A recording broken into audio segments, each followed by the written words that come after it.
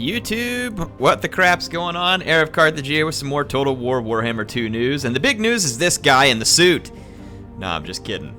He really doesn't have a whole lot to do with this. He was interviewing Bickham. This was at E3. I've actually gotten to meet Al before. I believe it was back at the Attila launch and maybe also at the Total War Warhammer launch. Fun guy. In any case, Al was here doing the interview, and if you want to watch the actual video, I'll have a link to it.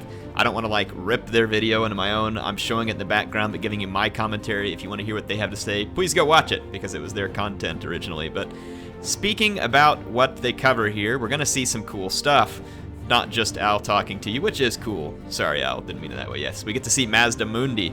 And here we actually get a peek at his skill tree. Let's back the video up just a bit. So look at this skill tree. It's interesting. It's a little bit different. So we get to see some crazy cool stuff with Mazdamundi. Just to point out a couple of things that I think are interesting. Check out the health stats on this guy. 6,400 hit points, and he's not on a mount either.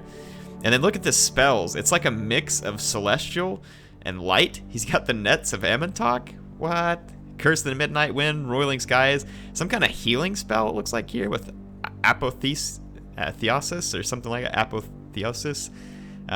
So, yeah, that's interesting. And there's some more spells over here. There's this Ruination of Cities, which looks like some kind of wind spell.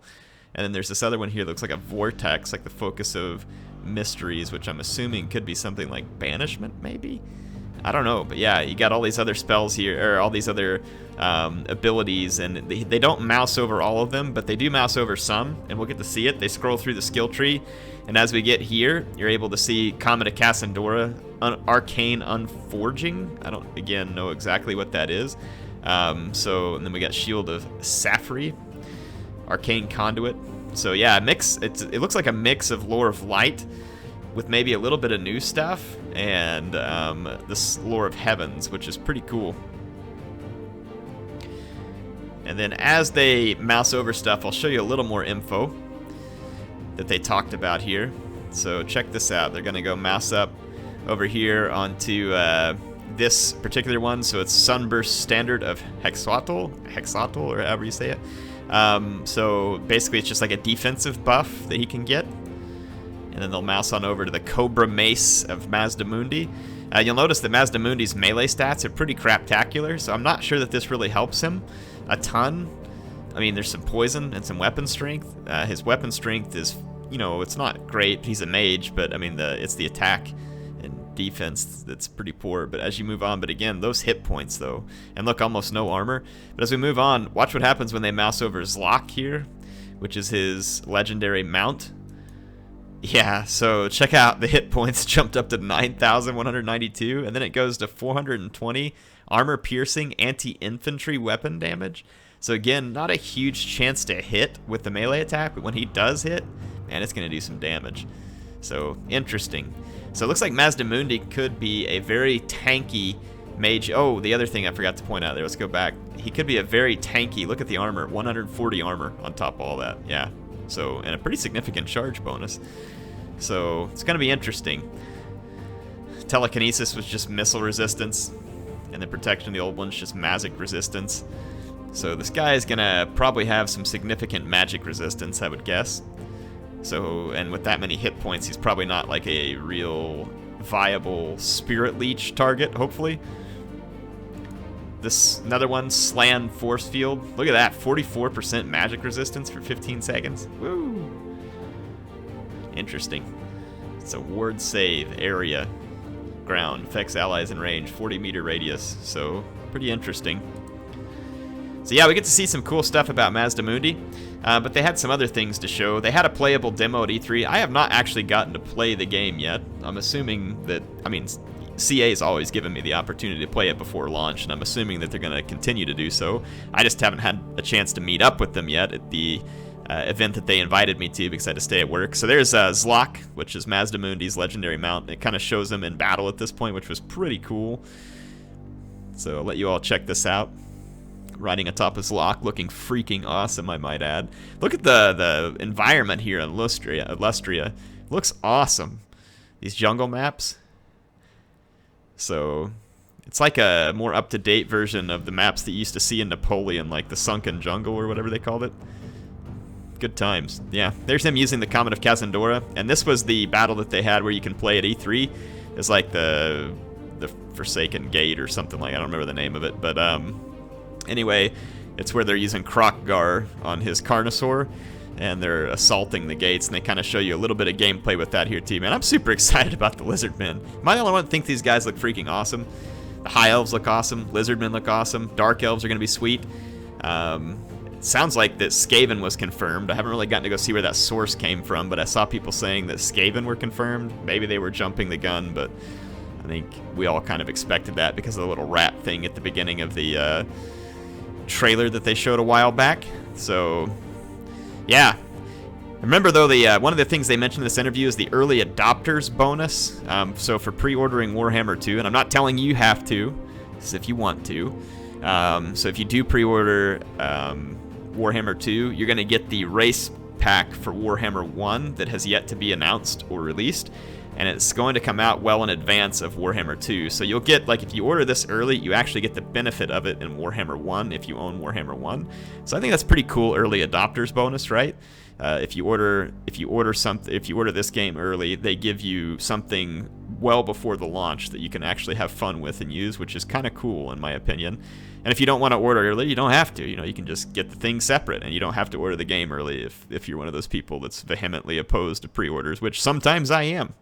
In this case, I'm absolutely not, and it's because Creative Assembly gave me no reason not to pre-order the game based on their performance in Warhammer 1. But again, that's your decision. I'm not telling you how to call it one way or the other. Am I going to get pre-order the game? Yeah, I think they earned it. If you don't think they did, then you shouldn't. That's all there is to that argument. So I'm not sure why we always end up sometimes in big arguments about this stuff. Just make the decision for yourself. In any case, they showed here, and I'm going to pause it here and talk about this. In Warhammer 2, there's like faction or army abilities here. In this case, they were using it to summon what they called cold ones, which is kind of like some feral dinosaur type units. Kind of like the little spiders that come from the Ragnarok Queen. So apparently you get these abilities that you can use sometimes in Warhammer 2, which is kind of cool. The environment of this battle right here is really cool. Like up on the temple, it's looking really nice. Looks like you have the little pterodon bomber things in the background. In any case, that was pretty much some of the news that we saw there. There's actually a ton of news right now floating around Warhammer 2, and I've probably missed some of it here and there. But that's what I caught for now. I do hope you all enjoyed seeing Al talk about Warhammer 2 here. What are your thoughts? What do you think about the way the game's shaping up so far? To me, it looks great. I mean, it looks like they just took Warhammer 1, which was a successful formula, added some sweet new races to it, a couple new features. I mean, if they just polish things up, keep it running well. I'll tell you what I'd really like to see here. And this is just kind of a side thread here. So if you came here just to hear the Warhammer 2 news, then you've heard it. And thank you for coming. And you can go if you want, because I'm going to have a little discussion about hardware here. And I know how some of you start to like flip your lid if I talk about hardware. So in any case, fair warning, I gave it to you. So yeah, in terms of hardware, I really want to see this game. So when I went to go visit AMD headquarters with MSI, AMD told me that they were cooperating with Total War. It's no secret, because whenever you fire up Total War Warhammer, it says, runs best on AMD and all this other stuff. And right now, there's no evidence of that just yet, though the performance of Total War Warhammer did get significantly better after the Pretonia patch. And what it appears from what I'm seeing in other people's reports, because I'm not that good with this tech stuff, but they're saying that basically Ryzen's performance compared to Intel, the Ryzen 7, had a lot to do with optimization when it was released and less to do with the chip itself. And what I'd really like to see is if Total War is going to put that AMD stuff on the front of their game and say how it runs better with that, make it true. The Ryzen 7 is a really cool processor in the sense that it has 8 cores and 16 threads, but it really doesn't do you much good in games because the games aren't really programmed to take advantage of it. Total War uses a huge amount of compute power, puts a big load on your processor, and it would be really nice to see the Creative Assembly put some work into using the 8 cores and the power of something like the Ryzen 7 with the 8 cores, or the Ryzen 5 with the 6 cores. Or heck, even my existing Intel with 8 threads, like it doesn't feel like that they use it enough. So I'd love to see some work done on that to get the parallel functions optimized, or I don't even know what you call it, but the parallel instructions that it can do optimized so that you could really make use of these higher core count processors that are coming our way. Anyway, that was my little side note there. So if you all have any questions, let me know. I'll tell you what I do know, which is limited. And as soon as I do, obviously, get a chance to tell you more about the game, I will. We'll cover more news as it comes out. What do you think? Check out the dragon using the breath attack. How cool is that? How cool is that? I really think they're doing a fantastic job here, and I'm super excited. Super excited. I mean, if I see anything that looks crazy, I'll tell you, but as of now, the game is looking rock solid, in my opinion. Of course, it's hard to say because I haven't played it, and it hasn't released. We'll get a full review when the time comes, but man, dinosaurs. Dinosaurs, that's right. Anyway, hope y'all enjoyed it. I'll see you soon on another video. Again, please leave your thoughts in the comments. Always curious to see what you think. HeirofCarthage signing out for now.